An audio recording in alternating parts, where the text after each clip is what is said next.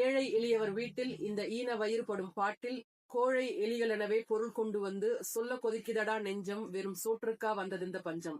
என்னைக்கோ பாரதி எழுதி வச்சுட்டு போனது இன்னைக்கும் பொருத்தமா இருக்கு. ஒரு பேரிச்சம்பழத்தை கொண்டு நன்மையை தேடிக் கொள்ளுங்கள்னு சொல்லுது நபித்துவம். ஆனா ஒரு சாப்பாட்டு டோக்கனுக்கு இங்க இத்தனை மிரட்டல் உருட்டல். விலை உயர்ந்த ஒட்டகத்தின் மீது அமர்ந்து வந்து ஒருவர் தர்மம் கேட்டாலும் அவருக்கு கொடுங்கன்னு சொல்லுது இஸ்லாம். தர்மம் தான் இஸ்லாத்தின் அடிவேர். ஒருத்தர் எதுக்காக தர்மம் வாங்குறாங்கிறத நீங்க அறிய மாட்டீங்க. அவங்களுடைய நோக்கம் தெரியாம தேவை தெரியாம எப்படி நீங்க அவங்களை அலட்சியப்படுத்த முடியும்? தர்மம் வாங்குறவங்கள மிக அலட்சியத்தோட நடத்துறத என்னைக்கு இந்த சமுதாயம் கைவிடுதோ அன்னைக்குதான் இறைவன் இந்த சமுதாயத்திற்கு கண்ணியத்தை கொடுப்போம். ஒரு பெண்ணின் அனுமதி இல்லாம ஹிஜப கழட்டி அவங்களுடைய கண்ணியத்தை சீர்குலைச்சிருக்கீங்க. யாரு? ஊர் நியாயம் பேசுற ஜமாத்தார்கள். தரம் தாழ்ந்து ஒருத்தர் இன்னொருத்தரை அவமானப்படுத்துறதையா இஸ்லாம் கத்து கொடுத்திருக்கு? ஒரு பெண்ணின் கண்ணியம் பறிக்கப்பட்டிருக்கு. இந்த செயலால தாழ்ந்து போனது அவங்க கிடையாது, உங்க தாயின் வளர்ப்பு தான். இப்படி ஒரு கேவலத்தை செஞ்சுட்டு பாதிக்கப்பட்ட பெண்ணின் மனநிலை எப்படி இருக்கும்னு கொஞ்சம் கூட யோசிக்காம அவமானம் செய்த குற்ற உணர்ச்சி கொஞ்சமும் இல்லாம அதை வீடியோ எடுத்து வெளியிட்டு இருக்கீங்க. அப்ப உங்க நோக்கம் சாப்பாடு கொடுக்கறது இல்ல, பெருமைக்காக செய்றீங்களோ?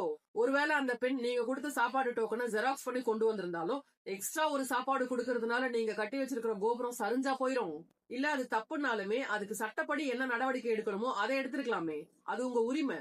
ஆனா இப்படி முகத்தரையை இழுத்து முக்காட கழட்டி 3 பேர் சேர்ந்த அந்த பெண்ணை இந்த பக்கம் அந்த பக்கம் இழுத்து இதை இஸ்லாம் அனுமதிக்குதா? கட்டிய மனைவியை கூட லேசாக அடியுங்கள், அதுவும் கேவலமான செயல் செய்திருந்தால்னு கற்றுக் கொடுத்த கண்ணியமான மார்க்கத்திலிருந்து இருந்து வந்தவங்களா நீங்களா? இத்தனை ஜமாத்தார்கள் சேர்ந்து ஒரு பெண்ணின் தலை துணியை நீக்கி பார்க்க உங்களுக்கு யார் அதிகாரம் கொடுத்தது? ஒருவேளை சோறு கொடுத்துட்டா நீங்க எல்லாம் கடவுள் ஆயிடுவீங்களா? கண்ணியம் தவறி கேடுகட்டு நடக்கும் பெண்களை கூட நாசுக்காக நடமாடிவிடும் சமூகத்துல இப்படி ஒரு பெண்ணை சாப்பாட்டுக்காக பகிரங்கமாக கேவலப்படுத்தியது ஜமாத்தார்களின் வன்மையான செயல்.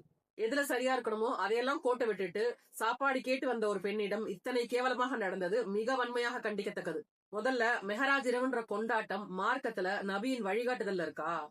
இது மார்க்கத்துல புதுமை இல்லையா? நபி ஸல்லல்லாஹு அலைஹி வஸல்லம் சொல்லலையா, மார்க்கத்தில் புதுமை அனைத்தும் வழிகேடு, வழிகேடு அனைத்தும் உங்களை நரக நெருப்பிற்கு இட்டு செல்லும்னு? அல்லாஹுக்கு அஞ்சி கொள்ளுங்கள். இதைத்தான் நம்ம திரும்ப திரும்ப சொல்லிக்கிட்டே இருக்கோம். இஸ்லாமின் பெயரால் நடக்கும் தவறுகள் இஸ்லாமின் போதனை இல்லைன்னு.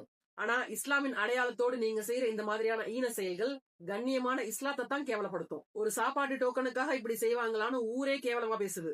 நாம எதுவுமே செய்யாமலேயே நம்மளை அவமானப்படுத்தவும் நம்மளை தரம் தாழ்த்தி பேசவும் ஒரு கூட்டம் வன்மத்தோட காத்துக்கிட்டு இருக்கு. எப்படா சந்தர்ப்பம் கிடைக்கும்னு. இதெல்லாம் சொல்லவே வேணாம். முசல்மான் இஸ்லாமியன் எப்ப எதை செய்வான்னு காத்துக்கிட்டு இருக்க கழுகுகளுக்கு தீனிய அள்ளி இறைக்குது இது போன்ற கேடுகட்டவர்களின் செயல்கள். இஸ்லாமிய பெண்கள்னு சொல்லிக்கிட்டு வரம்பு மீறி நடக்கிற கூட்டம் ஒரு பக்கம்னா, இப்படி படு கேவலமான செயல்களை செய்யும் பொறுப்புக்குரியவர்கள் ஜமாத்தார்கள் இன்னொரு பக்கம். ஆக சங்கூதி கொண்டாட நல்ல வாய்ப்புகளை அள்ளி கொடுக்கறீங்க. சபாஷ்.